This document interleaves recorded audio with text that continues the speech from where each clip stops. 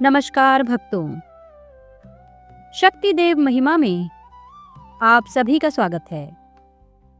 आज मैं आपको मार्गशीर्ष पूर्णिमा व्रत कथा का समय तथा पूजा विधि बताऊंगी। हिंदू पंचांग में मार्गशीर्ष माह को अत्यंत पवित्र और पुण्य बढ़ाने वाला बताया गया है। विशेष रूप से इस मास की पूर्णिमा तिथि को अत्यधिक शुभ और फलदायी माना जाता है। इस दिन गंगा सहित पवित्र नदियों में स्नान करने से ऊर्जा, सौभाग्य और आध्यात्मिक शुद्धि का लाभ प्राप्त होता है। मार्गशीर्ष पूर्णिमा धन धान्य बढ़ाने वाली और जीवन में सकारात्मकता लाने का उत्तम अवसर मानी जाती है। इस दिन दान पुण्य का प्रभाव कई गुना बढ़ जाता है।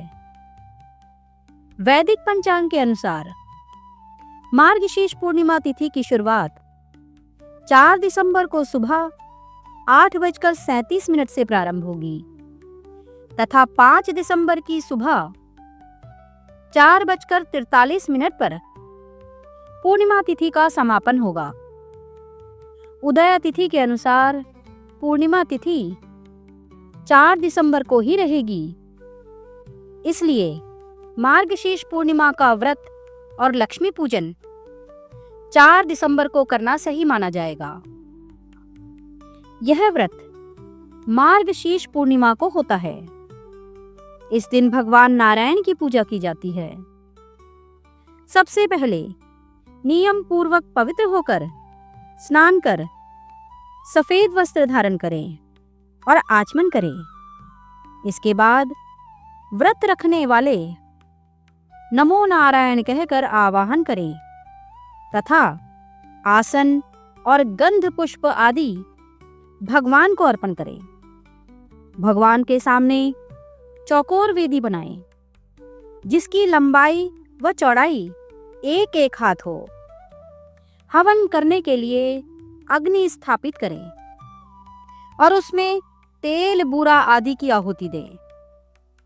हवन की समाप्ति के बाद फिर भगवान का पूजन करें और अपना व्रत उनको अर्पण कर दें।